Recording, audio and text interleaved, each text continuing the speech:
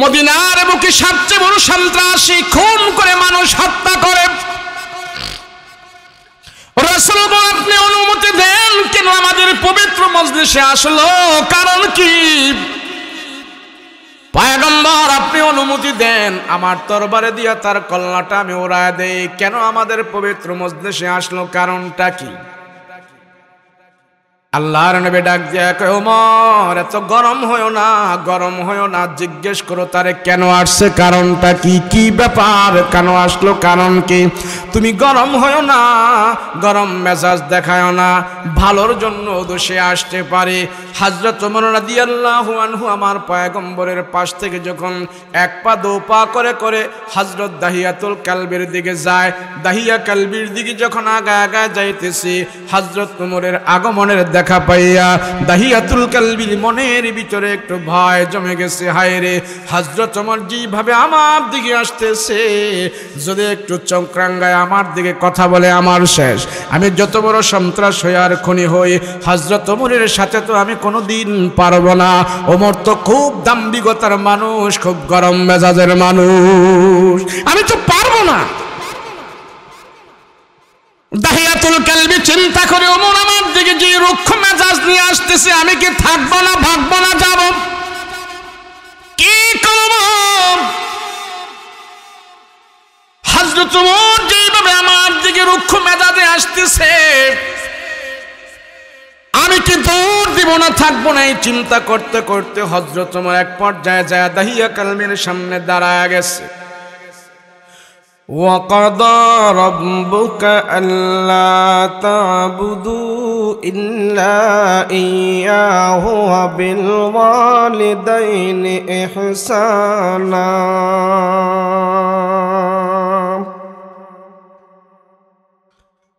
قال رسول الله صلى الله عليه وسلم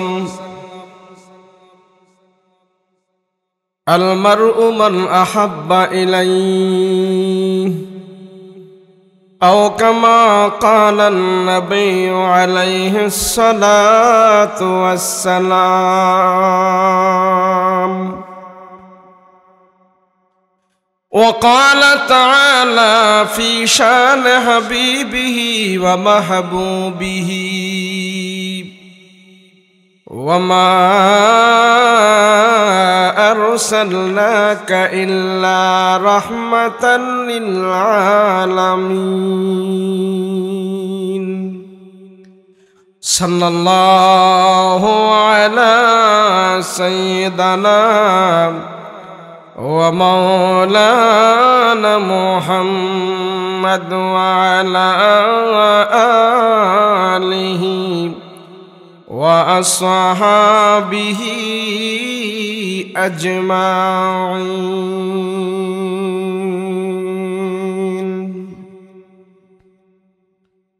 بلغ العلا بكماله كشف الدجى بجماله حسنت جميع خصاله صلوا عليه وآله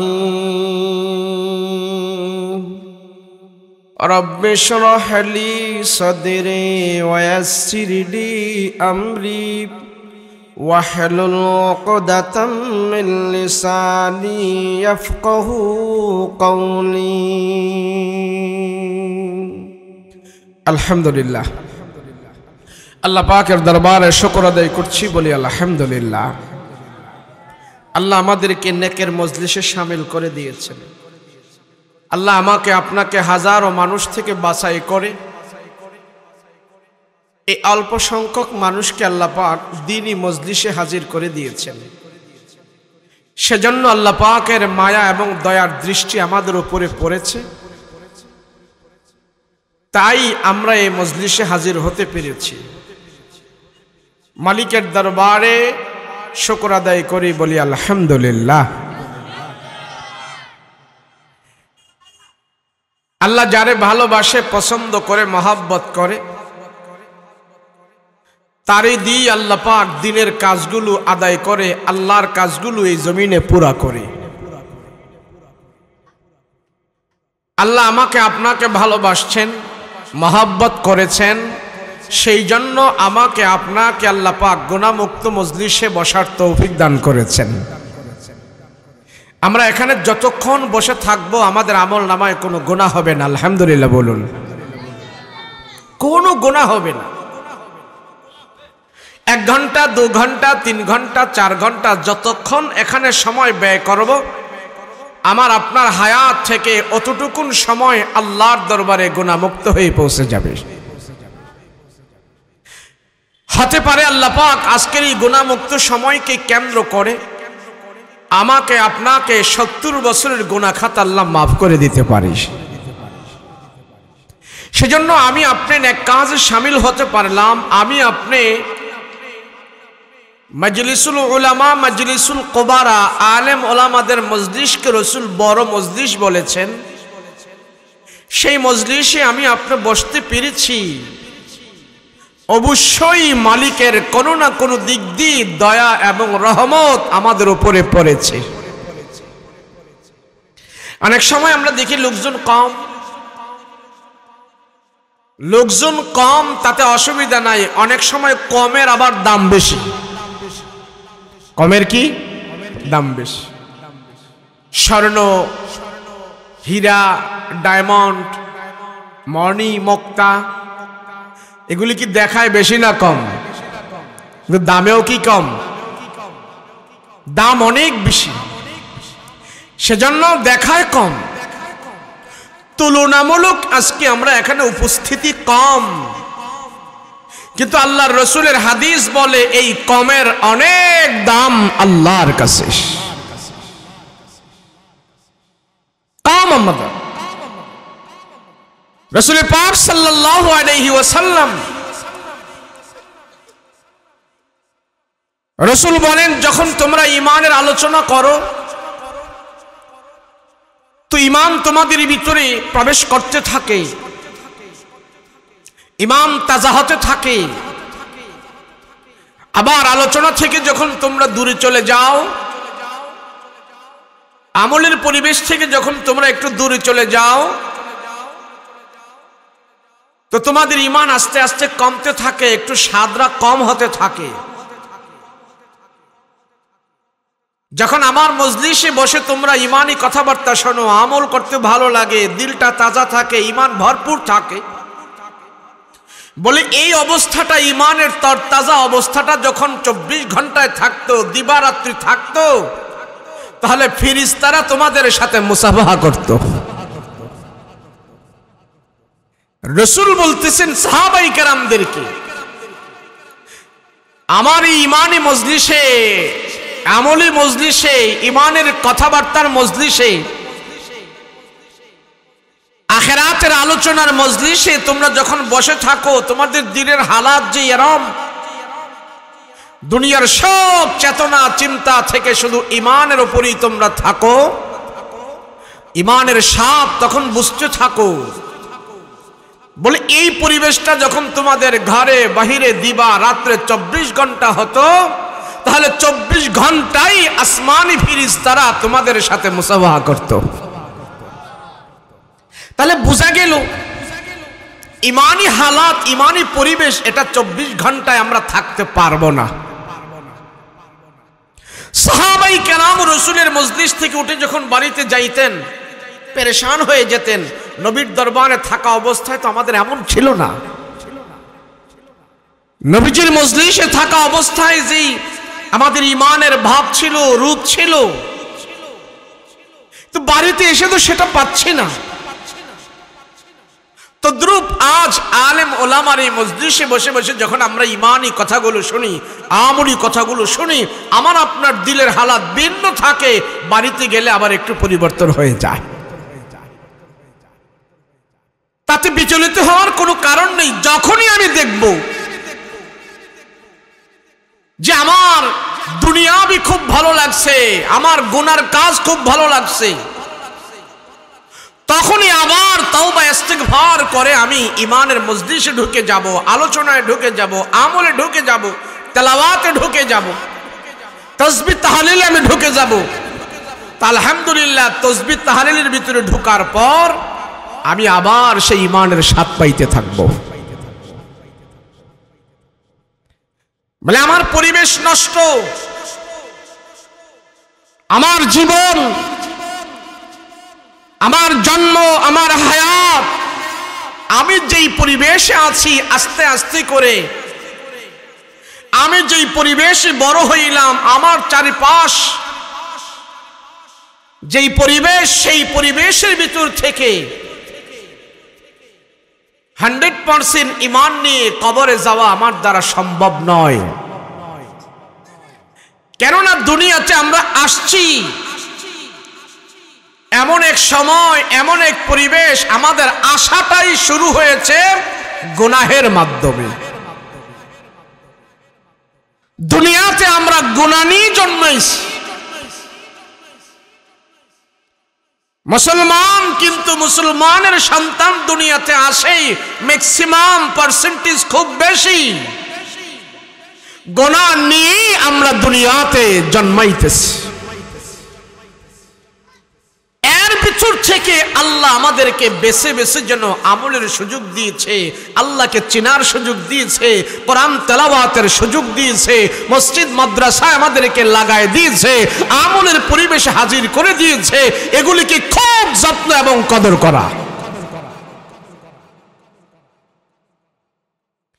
দুনিয়ার পরিবেশের দিকে তাকাইলে আর কোরআন হাদিসের হাকিকতে তাকাইলে খুব দুঃখজনক। আজকে এখানে ওখানে মারামারি, এই সেই কাটাকাটি, ফ্যামিলিগতভাবে আর্তানাদ, বাবা সন্তানের ভিতরে মিল নেই, মা মেয়ের ভিতরে মিল নেই, একটা কলহ, এত অশান্তি, এত দুর্নীতি, এত রাহাজানি, এত অত্যাচার পৃথিবীর বুকে জীবনে আমরা ধারণা করি নাই। এই বাচ্চারাই এই এত কিছুর ভিতরে আল্লাহ পাক আমাদেরকে বাঁচিয়ে রাখলেন, এটা আমাদের এক সময় ধারণা ছিল না। অনেক কিছু নিয়ে আলোচনা করা যায়, অনেক কিছু আলোচনার দিক আছে,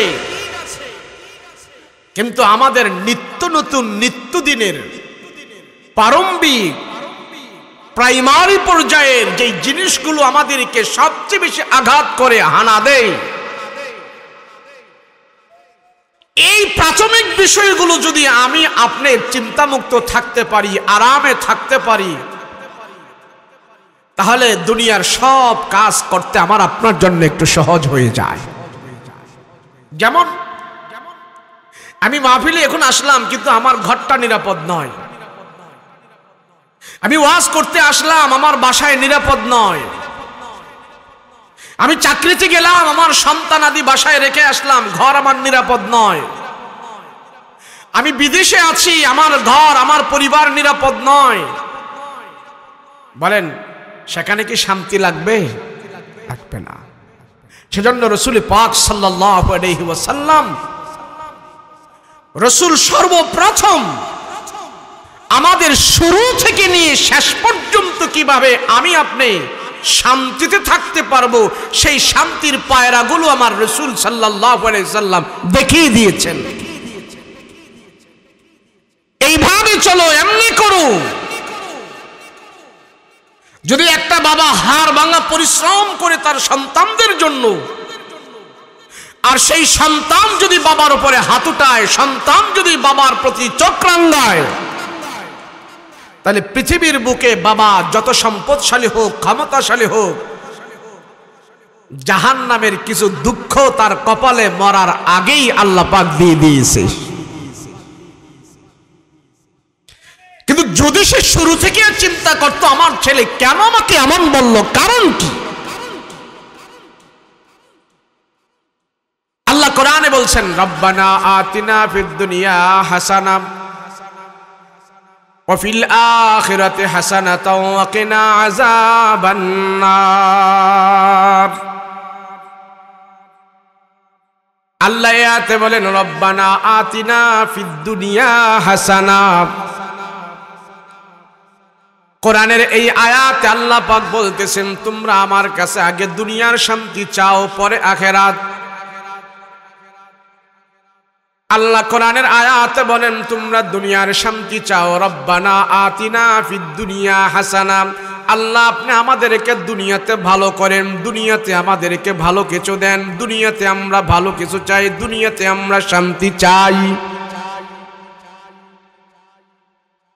আতিনা ফিদ দুনিয়া হাসানা ওয়া ফিল আখিরাতি হাসানাতাও ওয়া কিনা আযাবান নার।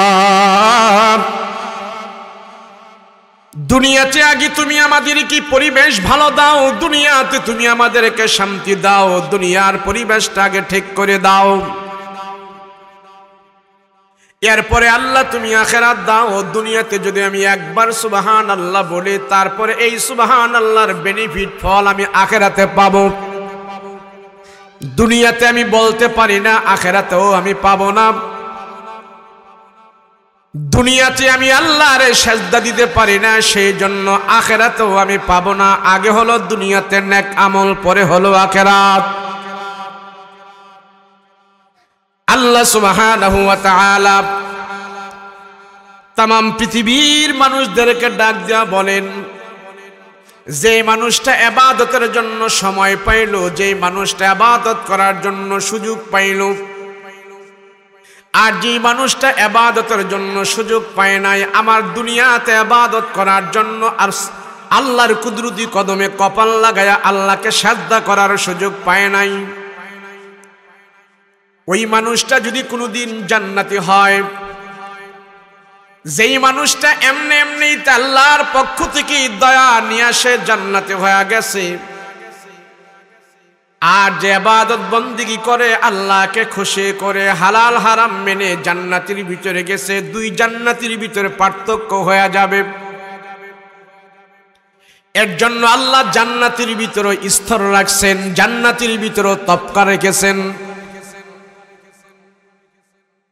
তাহাজ্জুদের নামাজের সাদ্দাবি পড়ে পড়ে মাওলার দরবারে কান্নাকাটি করে করে যারা জান্নাত পায়, কোরআন তেলাওয়াতের স্বাদ মজা অনুভব করে করে আমল করে করে জান্নাত যারা জান্নাত পাইবে, দুই জান্নাতের ভিতরে তফাত এবং ব্যবধান হয়ে যাবে।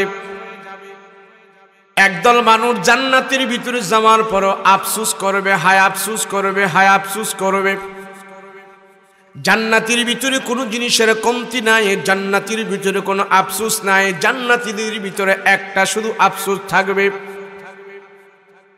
দুনিয়াতে যেই সময়টুকুন সে আমল ছাড়া কাটিয়েছে, বেঈমানে অবস্থায় কাটিয়েছে, ইমান ছাড়া অবস্থায় দুনিয়াতে যেই সময়টা কাটিয়েছে,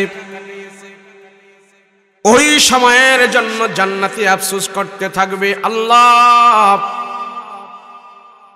ওই যে ফার্স্ট ক্লাসের জান্নাত সেটা আমি পাই নাই, কিন্তু জান্নাতের ভিতরে কোনো অভাব নাই, কোনো দুঃখ নাই।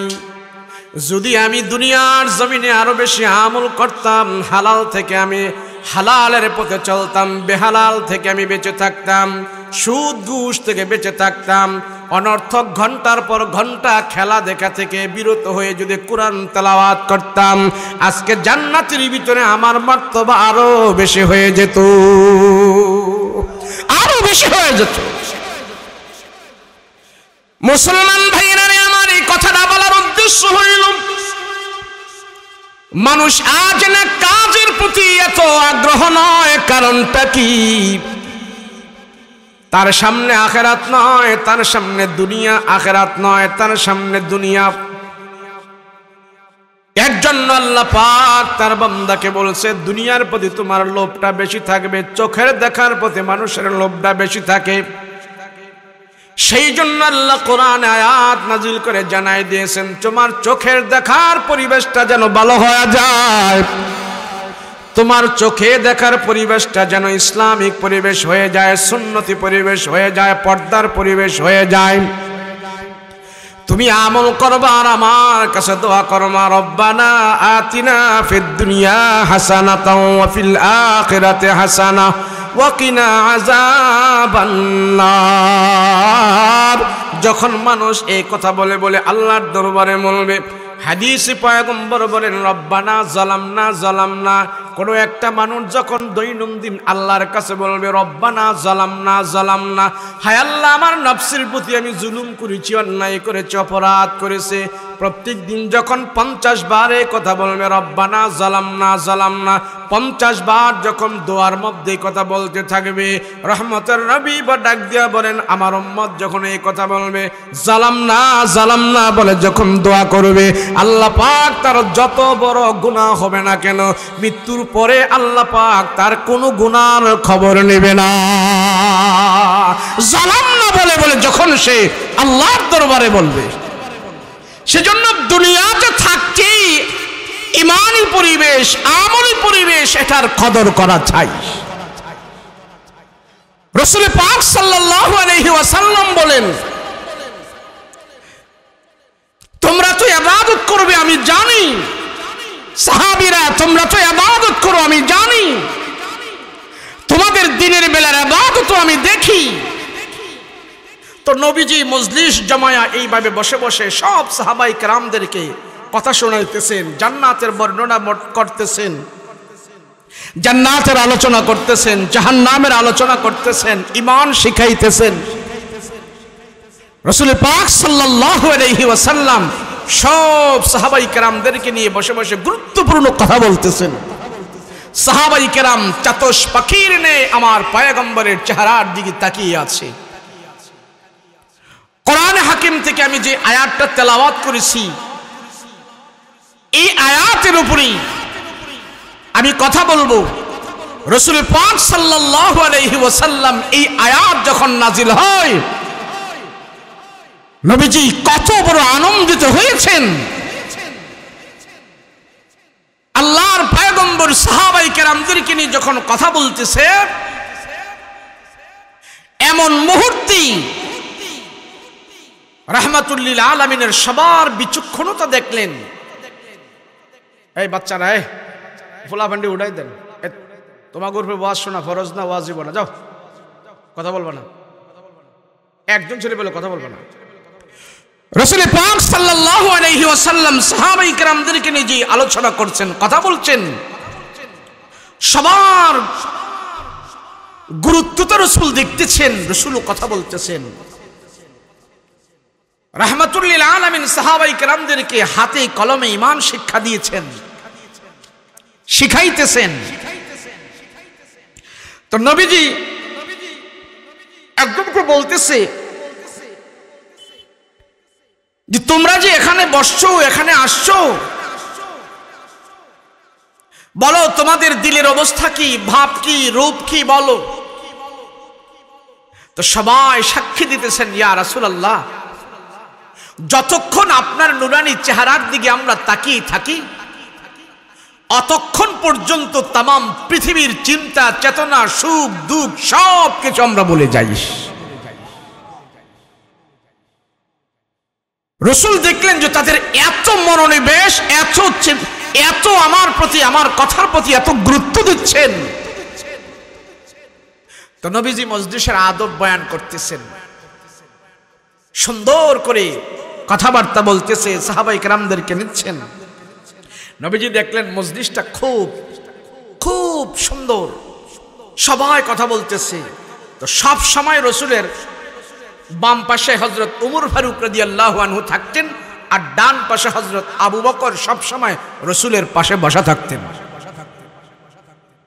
রাসূল বলেন আমার আকাশে 2 জন মন্ত্রী আছে, আর জমিনে আমার 2 জন মন্ত্রী আছে। রাসূল বলছেন প্রতিনিধি আছে আমার। আকাশে হলেন জিবরাইল আর মিকাইল, আর দুনিয়াতে হইলেন আবু বকর আর ওমর রাদিয়াল্লাহু আনহু। 2 সাহাবী ডানে আর বামে বসা, ভরা মজলিস। হঠাৎ করে হযরত ওমর রাদিয়াল্লাহু আনহু দাঁড়ায় গেছে, ইয়া রাসূলুল্লাহ আপনি আমাকে অনুমতি দেন। নবীজি বলতেছে মানে অনুমতি কি? বলে আমাদের এই পবিত্র মজলিসে একজন জাহান্নামী, একজন সন্ত্রাস ডাকাত সে আগমন করেছে। রাসূল গো আপনার অনুমতি যদি পাই, আমার তরবারে দিয়া তার কল্লাটা আমি উড়াই দিতে চাই। রাসূলুল্লাহ সাল্লাল্লাহু আলাইহি সাল্লাম বললেন, কে? কই কই? না, কেউ তো আসেনি। না, কাকে দেখলা তুমি? না, কেউ তো আসে নাই। নবী ডাক দিয়া বলে, ওমর রে, কেন এত গরম হইলা? কারণ কি? এত গরম হওয়ার কারণ কে? কেন এত গরম হইলা? কে আসছে? আমি তো দেখি নাই।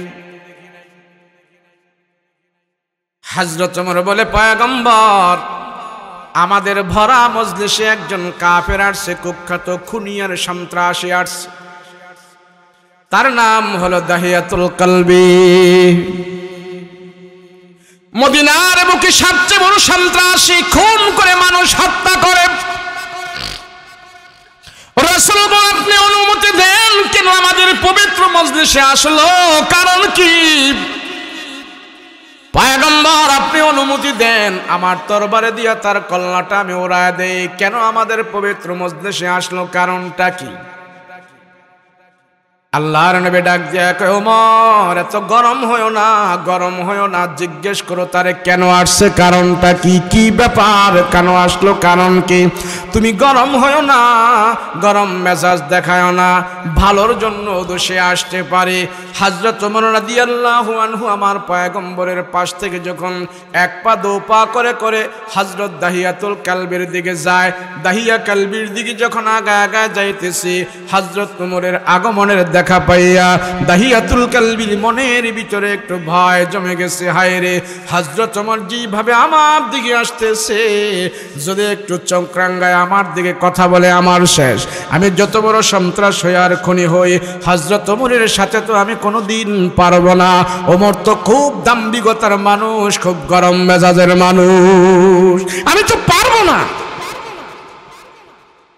দাহিয়াতুল কালবি চিন্তা করে, ওমর আমার দিকে যে রুক্ষ মেজাজ নিয়ে আসতেছে, আমি কি থাকবো না, ভাগবো না, যাব কি করব? হযরত ওমর যেভাবে আমার দিকে রুক্ষ মেজাজে আসতেছে,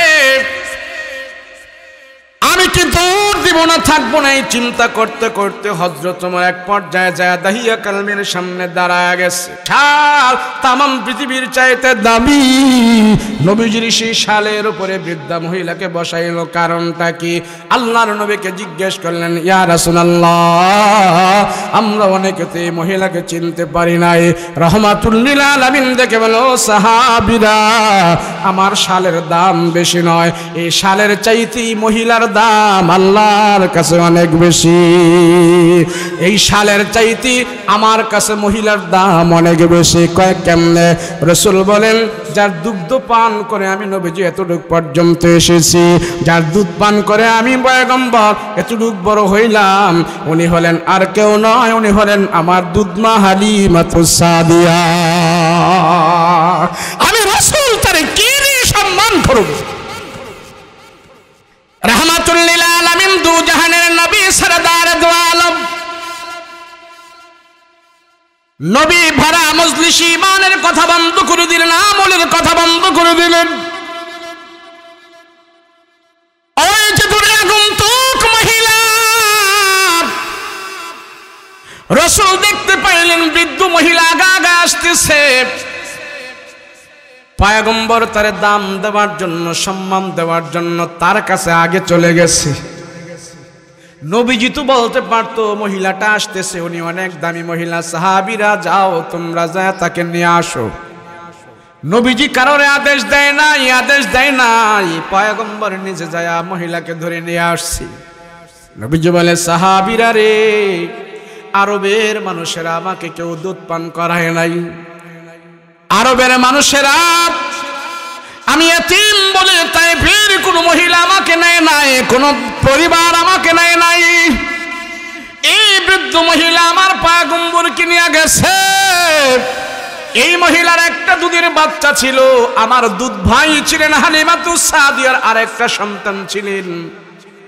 কিন্তু উনি আমার প্রতি এত সম্মান দেখিয়েছে, এত ইজ্জত দেখিয়েছে।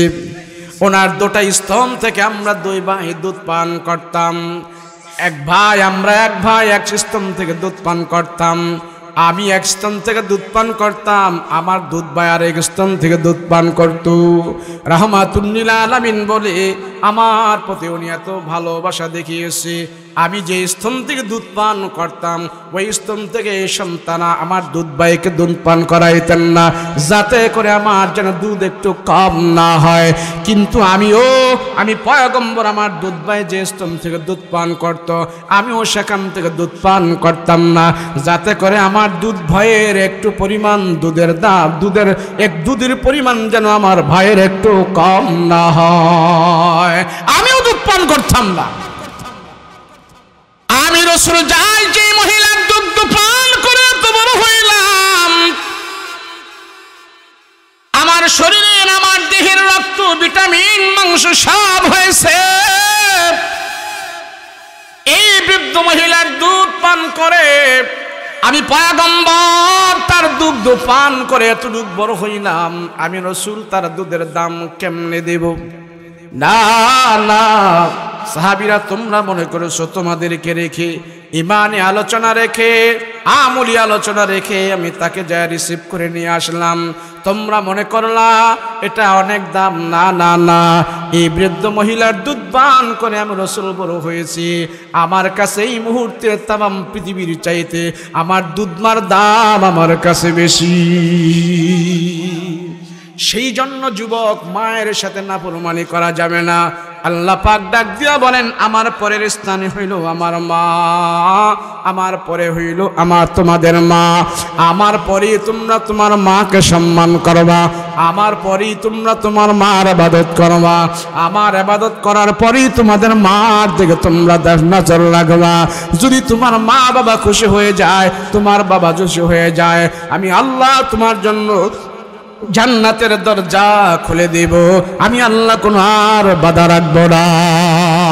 তোমার মা তোমার জন্য রহমত, তোমার বাবা তোমার জন্য রহমত। আজকে পরিবেশের কারণে সন্তানগুলো মা বাবাকে মানে না, মা বাবা পর্যাপ্ত পরিমাণ সন্তানদের থেকে আদর যত্ন পায় না। কথা বলেন ঠিক কিনা?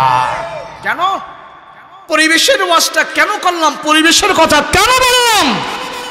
আমার সন্তান ওযু গোসল জানে না, আমার সন্তান নামাজ রোজা জানে না, আমার সন্তান তাসবিহ তাহলিল জানে না, আমার সন্তান নামাজ পড়তে পারে না, আমার সন্তান আল্লাহ কি চিনে না, আমার সন্তান সুন্নাত কি চিনে না, আমার সন্তান হালাল হারাম চিনে না, আমার সন্তান গুনাহ বেগুনাহ গুনাহ খারাপের পার্থক্য করতে পারে না।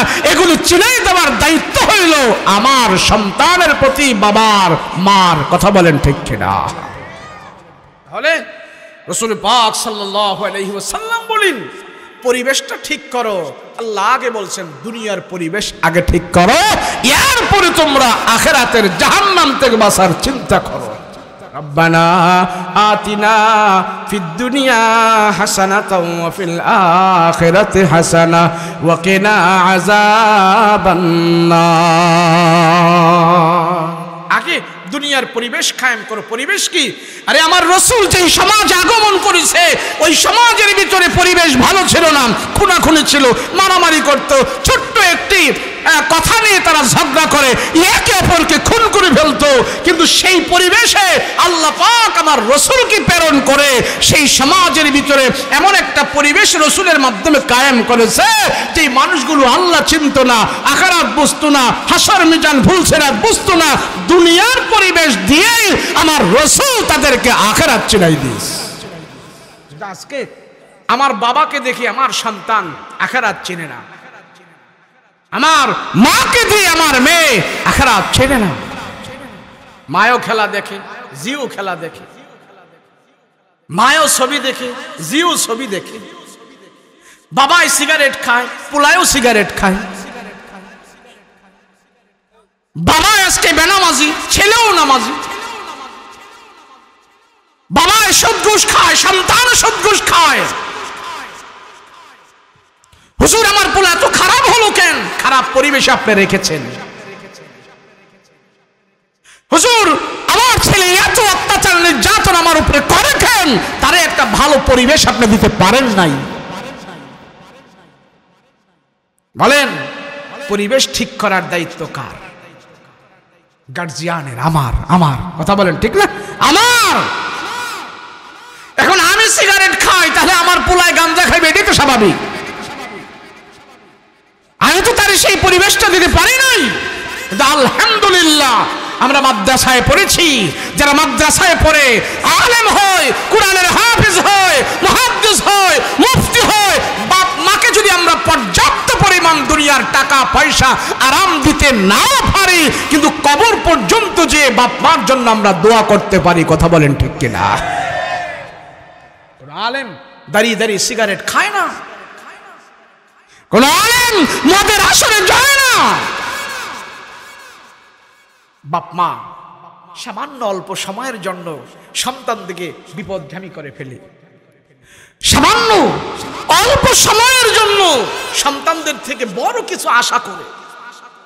50-60 বছরের জন্য বাবা মা সন্তানদের দিয়ে বড় বড় স্বপ্নে দেখে, আমার সন্তান এই হবে, আমার সন্তান ডাক্তার হবে, আমার সন্তান ইঞ্জিনিয়ার হবে, আমার সন্তান এই হবে সেই হবে। এত বড় বড় স্বপ্ন দেখতে দেখতে স্বপ্নই থাকে।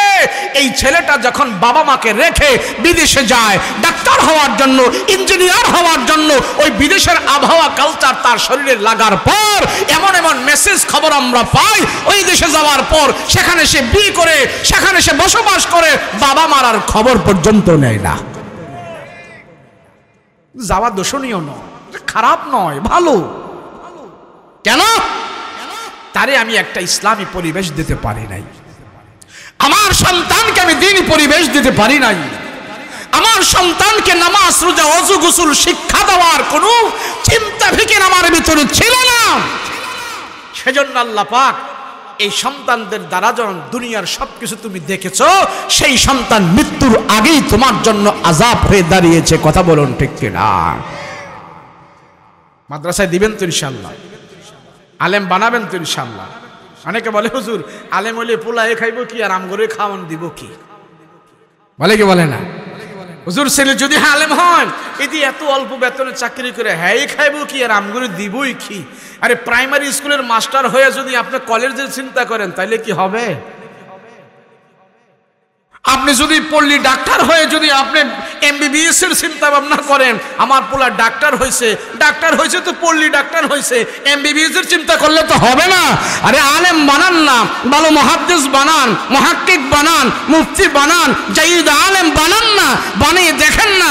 আলহামদুলিল্লাহ অল্প রুজি আপনাকে দিবে আল্লাহ পাক, সেখানে বাদশাহী শান্তি ঢেলে দিয়েছে। সকলে বলে নারে তাকবীর, নারে তাকবীর। আলহামদুলিল্লাহ আমাদের উস্তাদে মুহতারাম আল্লামা আব্দুর রহমান রাহিমাহুল্লাহ তাআলা, চিনেন তো আপনারা? আহা, দিনের যে এক চেরাগ জ্বালিয়ে দিয়েছেন লাদুর সরে, শুধু এই লাদুর সরের এই চেরাগ কিয়ামত পর্যন্ত যদি জ্বলে, বলেন কত লক্ষ লক্ষ আলেম আল্লাহ পাক এখান থেকে তৈরি করে দিবে।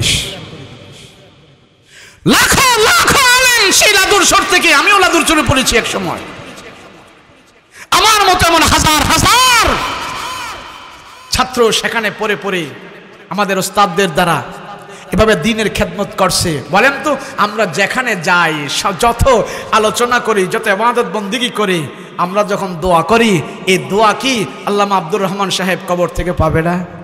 কথা বলেন পাবে না? অবশ্যই পাবে। কিন্তু ওনাদের মাতাহাতে, ওনাদের সিলসিলায়, তাদের কাছে গিয়ে যখন আমরা তালিম নিব, আমলি পরিবেশ আমরা কায়েম করব, আলহামদুলিল্লাহ দুনিয়া থেকেই আমরা ঈমান আর আমল নিয়ে কবরে যেতে পারবো। কথা বলেন ঠিক কিনা? আল্লাহ আমাদেরকে তৌফিক দান করেন, ঈমানে আমলে যেন আমাদের জিন্দেগি গঠন করতে পারে সেই তৌফিক আমাদের দান করেন। ওয়া আখির দাওয়ানা আনিল হামদুলিল্লাহি রাব্বিল